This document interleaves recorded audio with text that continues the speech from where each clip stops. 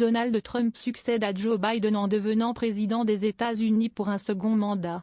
Il a désormais 78 ans. Son état de santé lui permet-il encore de gouverner?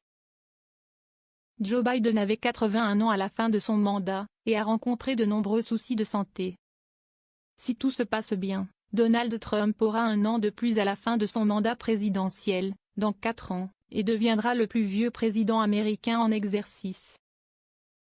Comment va la santé de Donald Trump? Pour la seconde fois, Donald Trump intègre la Maison-Blanche après son premier mandat de 2016 à 2020. Le président républicain servira donc le pays pour les 4 prochaines années. Mais son âge pose des questions. A-t-il la santé qui lui permet de gouverner les États-Unis et ne pas se retrouver dans une situation compliquée comme Joe Biden?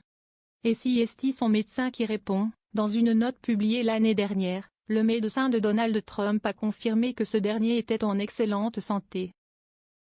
Et qu'il continuerait à profiter d'un mode de vie sain et actif pendant de nombreuses années. Selon Bruce Aronewald, ostéopathe du New Jersey, le président Trump a perdu du poids grâce à un régime alimentaire amélioré et à une activité physique quotidienne continue, tout en maintenant un programme rigoureux.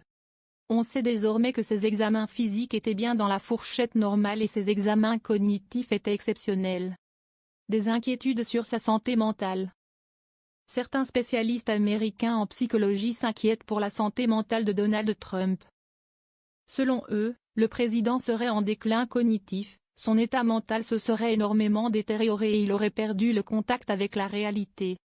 Richard A. Friedman, professeur de psychiatrie au Weill Cornell Medical College, avait étudié les propos lors du débat entre Donald Trump et Kamala Harris, le 10 septembre dernier, dans The Atlantic. Selon lui, le républicain avait fait preuve de certains schémas frappants, quoique familiers, que l'on observe couramment chez les personnes en déclin cognitif.